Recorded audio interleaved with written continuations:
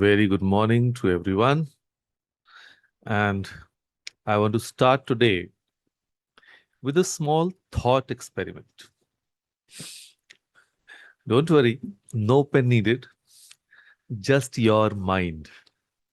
So be focused, be attentive, and just imagine someone who knows you well, your spouse, your old friend, maybe your sibling, and they are describing you to a stranger. Not your job, not your age, not what colony you live in, but who you actually are, what you stand for. So, what would they say? And more importantly, would it match what you would say about yourself? Now, here is a slightly more uncomfortable version of that question. Do you even know with clarity, with conviction, what you stand for? See, most of us live beautifully detailed lives, full of responsibilities, relationships, routines, but very few of us have ever sat down, written the rules we actually live by, the non negotiables, the standards, the quiet commitments that make us us. So today we are going to change that. Today we talk about defining your personal code. Yes. Because if you don't define your values, life will define them for you. Let me say that again. If you don't define your values, life will define them for you. And life, I've noticed, is not a particularly gentle editor. It will define you by your worst moment, your most fearful decision, your most distracted year, if you let it. The antidote? Decide first, deliberately, on your own terms. Yes. Let me tell you about a document. When India became a republic in 1950, the framers of our constitution didn't say, let's just see how things go and decide as we go along. They sat down thoughtfully, deliberately, over nearly 3 years and wrote down the principles that would guide an entire nation: fundamental rights, directive principles, the values that would define India's identity in every situation, including the difficult ones. That document has guided 1 billion people through elections, emergencies, celebrations, and crises for over 70 years. And now imagine having something like that for your own self. Not 70 pages, maybe just 5 lines, 5 values, your personal constitution that tells you who you are when life gets complicated, when pressure builds, when someone pushes you to compromise. A nation without a constitution is just geography. A person without a personal code is just reacting. And we deserve to be more than our reactions, right? So I would say a personal code is actually equal to non-negotiables plus values plus standards. So let's meet Meena ji today. She's 60 years old, homemaker, grandmom, keeper of the house, and family's emotional temperature. Now, Meena ji has never written a personal code in her life, but she has lived by one. She never lets a guest leave hungry. Yeah. She never speaks ill of anyone in front of the children. She never breaks a promise she's made, even the small ones. And she will not, under any circumstances, compromise on the quality of a Sunday dal. Now, that is a personal code. She's just not named it yet. When you name it, when you write it down, something powerful happens. You start living it more consciously, more consistently. You stop making exceptions that just this once for things that actually matter to you deeply. So it simplifies decisions and strengthens identity. And now, next in line is Rohit. He's 45, senior professional, perpetually overwhelmed by decisions at work and, of course, at home. Should he take the higher paying jobs that requires him to compromise his ethics slightly?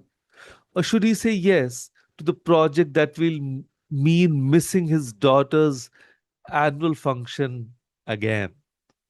So Rohit spends enormous energy on decisions that, if he had a clear personal code, would answer themselves instantly. If family presence is in your code, the answer to that second question is already written.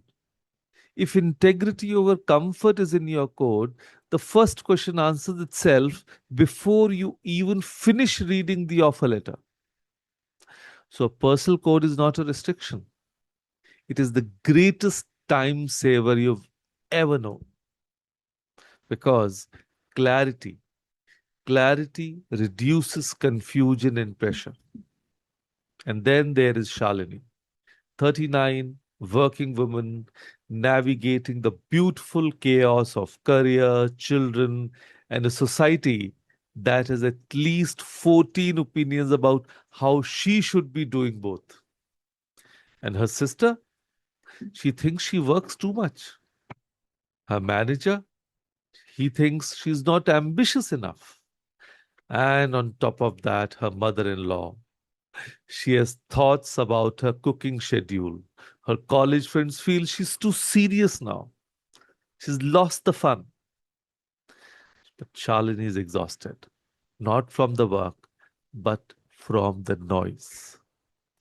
And here's the thing about a personal code, it doesn't silence other people, but it gives you something firm to stand on while they speak. You listen, and then you return to yourself, your values, your standards, your code. So clarity is not arrogance. Clarity is kindness to yourself. So, all right.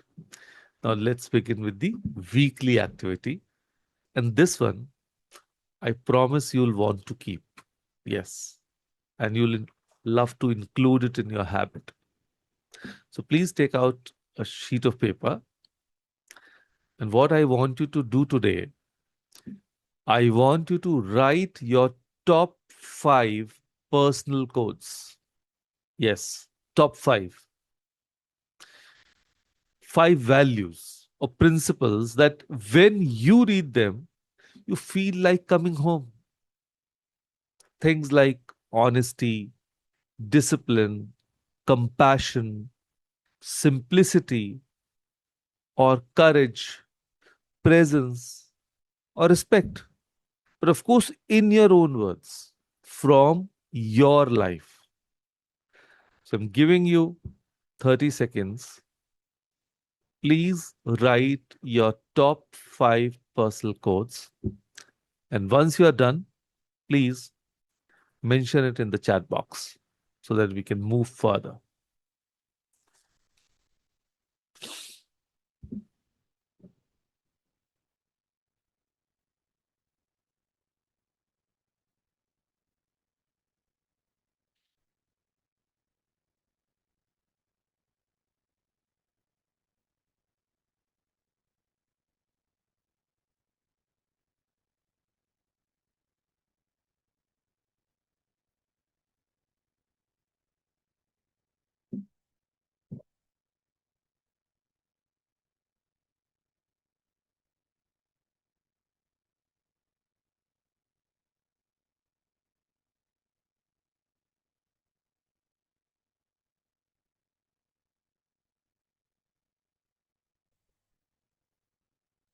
So I hope everybody is done with their top five personal codes of their life.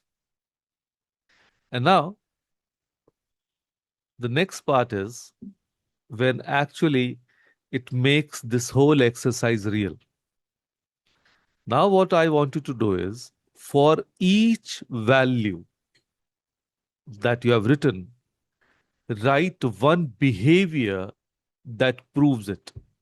Yes, let me tell you, it is not an intention, a behavior, something you actually do or will do. For example, if your value is respect, your behavior can be I do not interrupt people when they are speaking, even when I disagree. So that can be your behavior. Or if your value is discipline, I complete what I begin, even when the enthusiasm fades. That can be the behavior. So I'm just sharing a few examples with you. You, of course, you have to write down your own behaviors in front of the personal code that you have written. And let's say if your value is presence, so your behavior can be when I am with my family, I put the phone face down. So, five values, five behaviors, and that is how you have created your personal code today. And that is your constitution. So, you can take it along anywhere you go, like our LOP Rahul Gandhi takes the book of the Constitution wherever he goes. So, but though that his Constitution is I've heard it's a blank book, but yes, your personal code is your own because it's been written by you. So, I want to leave you with this thought today. The most important story you'll ever write is not your autobiography. It is the quiet, daily story of how you choose to live. Your personal code is not about being perfect, it's about being intentional, about moving through your day, your conversations, your choices, your silences with the quiet dignity of someone who knows who they are. You know, you have spent decades accumulating wisdom, experience, and earned perspective. So don't let it remain unnamed. Don't let it remain unwritten. So here is your call to action for the day. This week, once again, if not completed it, please write your five codes and carry them, return to them, and let them guide you. Not dramatically, not loudly, but steadily, like a constitution, like a compass, like the truest version of you. So, with that thought, thank you. Thank you, everyone, for joining us today. Thank you.